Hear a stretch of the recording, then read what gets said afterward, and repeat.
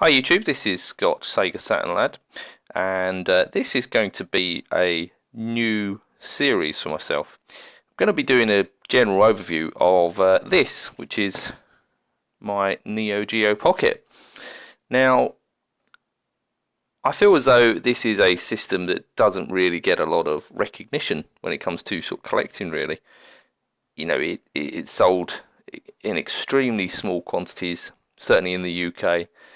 I'd probably take a stab and say less than potentially 100,000, maybe even 50.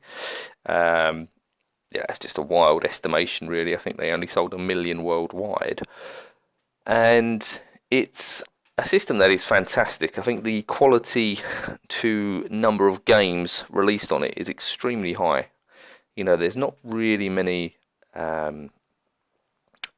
you wouldn't even say poor games, really. There tends to be some sort of like mahjong and board games and casino games on it, but overall, you know, there's a nice variety of games on the Pocket. The overall ones that tend to be the sort of fighting ones, but clearly it's an SNK system, so it's going to be heavily influenced by that. So yeah, I feel as though this is going to be some new content on my channel rather than the usual sort of pickups videos or video responses that seem to do the round. So looking at maybe doing a profile of the console first and then individually a game as and when the time is right. And in my collection there are approximately, I think it's 15 games at the moment, so quite a few games to get around to sort of showing. Now this is, like I said, my original Neo Geo Pocket. I've had it from back in the day.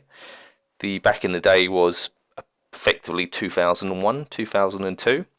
I bought this system when I was actually employed at Game, when I was a Wii student. And I remember that I was obviously a student for 2 years and employed at Game in that time until graduated. Now, in that time, we sold one console, and that's not including the one I bought. So that really shows the level of sort of sales, really. And I remember the Game Boy Advance was out, and you couldn't keep the Game Boy Advance and the Game Boy Color as well in stock long enough, simply because of the Pokemon craze that had, Pokemon Red and Blue had just come out, and Yellow had just been out as well. So it really was overshadowed by the Game Boy, to such an extent. I don't even think it took up 1% of the market, but it's a fantastic little console and one well worth sorting out rather, if you're in the market for a niche sort of system, something a bit different, something a bit left field, and just it's a really fun system to pick up for. I would also say it's not hugely expensive. I mean, a few of the games are extremely expensive. The one that generally is the most expensive is Evolution, the JRPG. Again, released very, very late in the system's life, and only literally a handful of copies exist, and copies can go in excess of £300. Slightly lower is Fallacy, which is another sort of action RPG. You can be looking in excess of £150 for a boxed complete copy of that. I haven't particularly. I've got a couple of nice games. I haven't got any of the stellar, super rare games, but some of the nice games that hold their value that people want to pick up, really. So SNK versus Capcom and the Metal Slug series and the sort of Sonic tend to be the ones that people gravitate towards first, really. But first of all, I'm just going to give a general overview of the system. I'm thinking in terms of gameplay, because the screen is similar to a Game Boy Color. It's very difficult to get a sort of reflection on the gameplay. So what I'm actually thinking of is potentially hooking up my original Xbox, which has been modded with all of the Neo Geo Pocket games, and maybe just using emulation to sort of substitute live action gameplay, really. But yeah, anyway, so this being the box, so again, this is just going to be sort of general cover art. So this is the clear Neo Geo Pocket. It come in, I think it's 6 variations, and in Japan there are numerous other variations. I think the rarest one tends to be, I think it's the I think it's a Japanese football team that's yellow and blue, and there was a special edition pocket made with their sort of license, and again that's quite an expensive one to get. So yeah, this is the clear one. Again, I think the actual box art looks fantastic, nice, colourful, really grabs your attention. Not too sure about the background. I think it's obviously just there to demonstrate its colour. So try portable new dimension, the world of Neo Geo.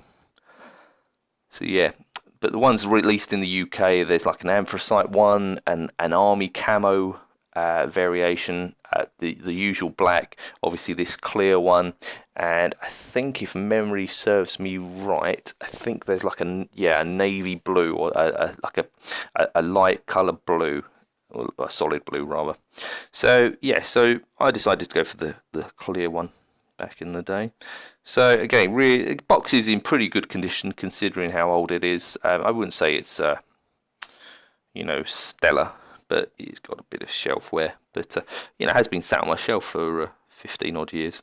But it's in overall quite good condition. So the side, you've obviously got the serial number, tension, nothing too exciting.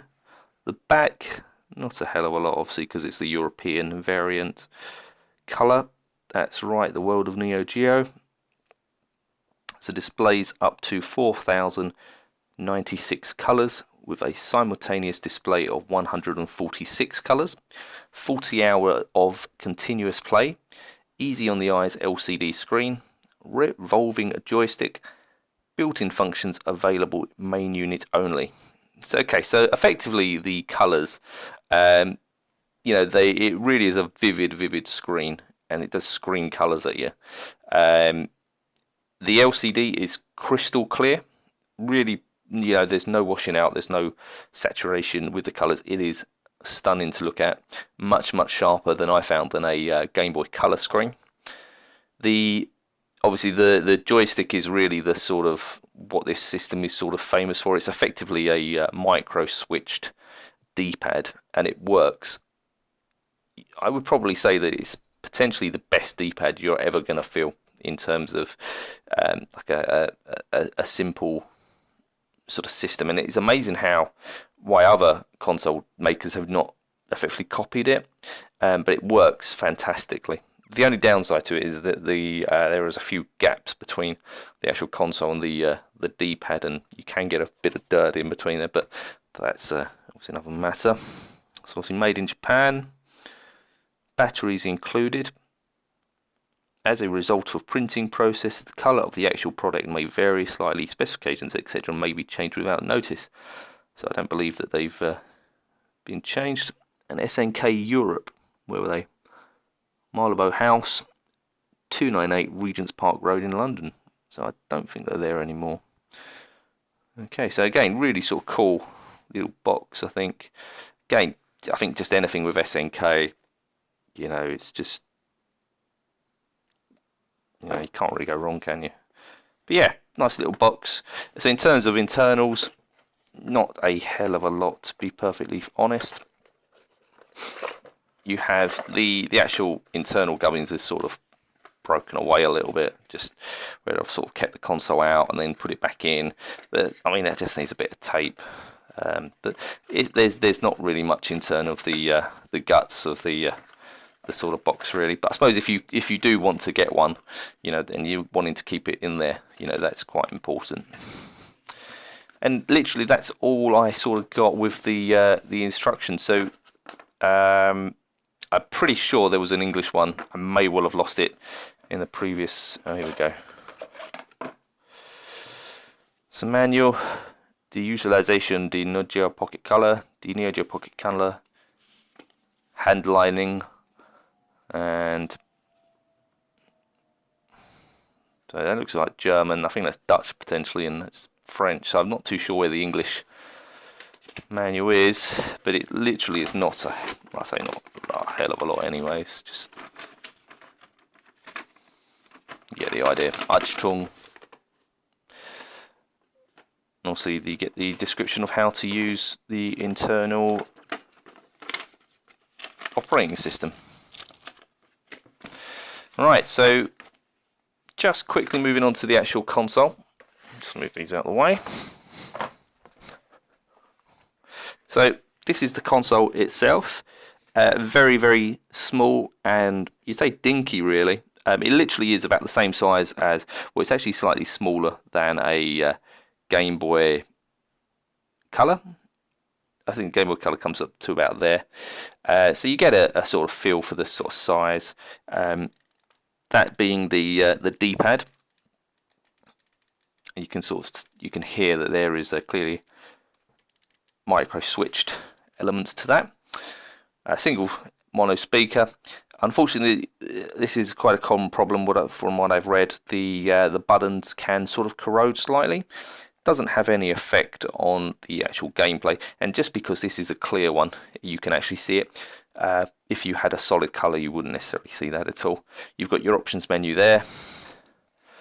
This little contraption here is where you would use a internal memory battery. Again, similar a watch battery effectively to the Sega Saturn internal memory battery. This being missing at the moment, it literally doesn't do anything. If you need to save games, the game saves to the cart. This literally just keeps the like the memory ticking on the operating system. So like the dates, your high scores, your settings really. So it's not essential, but it can be a bit annoying because every time you reboot the system, it will sort of go back to default settings and ask you to enter the date. So that's really the only downside, and obviously it just takes literally 2 AA batteries. These I've just put in. I don't ever keep them in because clearly it's going to corrode otherwise. It's not really a system I play often on. When I do play it, I tend to play on it for maybe a week at a time, and but I still enjoy it. I've had it for many years and plan on keeping it for as many years still. But yeah, so you'll probably get an idea of what I mean by the sort of the screen.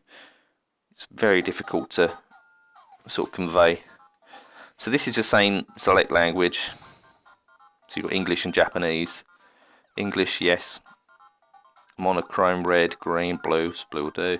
Okay. So you get set time and date. Yada yada yada. Settings finished. And you get a little intro.